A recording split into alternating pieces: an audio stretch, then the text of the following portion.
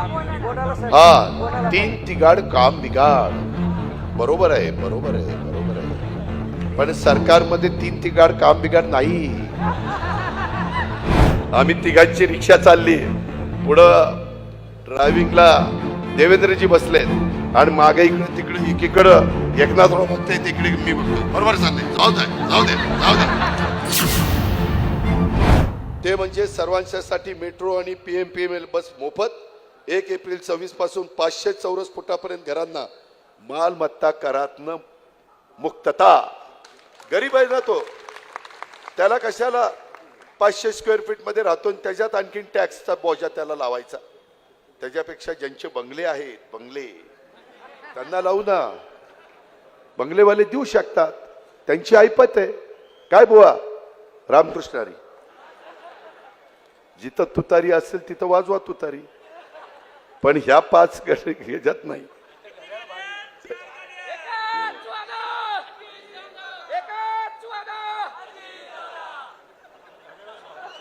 ही आहे म्हणून माझं बरं चाललंय.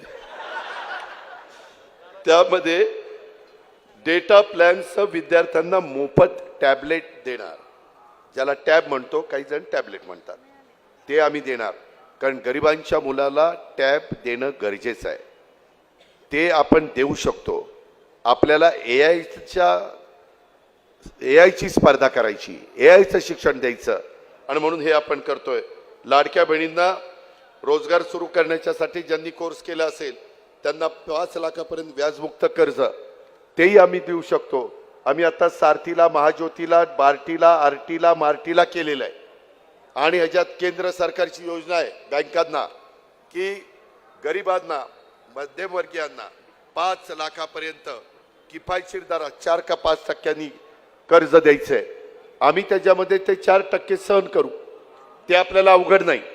आणि 5 वर्षात त्यांनी हप्ता भरायचा, जे काही कर्ज काढलेलं असेल ते.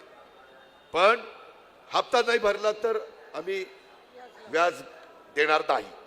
जसं शेतकऱ्यांनी घेतलेल्या कर्जाचं व्याज भरलं तर त्यांना 0% व्याज लागतं, वेळेत परतफेड केली तर. तशा पद्धतीनं काही इन्सेंटिव्ह द्यायचं, लोकांना चांगल्याही सवयी लावायच्या. सगळं मोफत नाही, ज्याच्याकडे आहे त्याच्याकडनं काढायचं, ज्याच्याकडे नाही त्याला द्यायचं.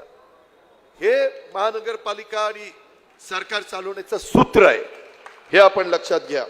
आणि त्याच्यात आपल्या ट्रॅफिक समस्येवर आपल्या हडपसरमध्ये मध्ये तुम्ही पेपरला वाचलं असेल, चेतन तुपे पाटील आणि अनेक जण मला सांगत होते की दादा इथं आपल्याला काहीतरी प्रश्न सोडवावा लागेल.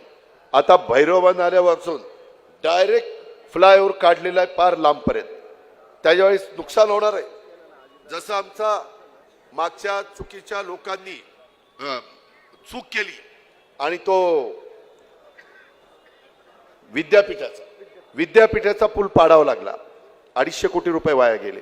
मी मुख्यमंत्र्यांच्या साक्षीनं गणेश कला क्रीडामध्ये सांगितलं काय ते. आता मगरपट्ट्याचा पण पूल आपल्याला काढावा लागेल. इकडून मगरपट्ट्यातनं यायचं, इकडून हडपसरवरून यायचं, आणि इकडं जायचं का तिकडे जायचंच कळत नाही. याला कुठल्या सुपीक डोक्यातनं ती पूल काढलाय कोणाला माहिती. हा काय, हा, तीन तिगाड काम बिगाड. बरोबर आहे, बरोबर आहे, बरोबर आहे. पण सरकारमध्ये 3 तिगाड काम बिगाड नाही. आम्ही तिघांची रिक्षा चालली, पुढं ड्रायव्हिंगला देवेंद्रजी बसलेत आणि मागे इकडे तिकडे एकीकडं एकनाथराव बघताय, तिकडे मी बघतोय. बरोबर चाललंय, जाऊ दे जाऊ दे जाऊ दे. तसं ती चालली रिक्षा. मित्रांनो, तर कारभारी बदला, तुम्ही कारभारी तर बदलला. आताही मी सांगतो, माझ्या हडप सरकारांच्या साक्षीनं सांगतो, उद्याच्या 17 तारखेच्या मतदानामध्ये असं मतदान करा की 16 तारखेला मतमोजणीमध्ये कारभारी बदलला गेला पाहिजे. मी पुढ्याचा कारभारी पण घेतो, तुम्ही माझ्यावर विश्वास ठेवा. तुमच्या विश्वासाला मी तडा जाऊ देणार नाही. माझ्या लाडक्या बहिणींना माझी विनंती आहे, माझ्या भावंडांना माझी विनंती आहे, माझ्या तरुणींना, व्यवसायधारकांना माझी विनंती आहे. आणि त्या पद्धतीचं काम आपण सगळ्यांनी करा.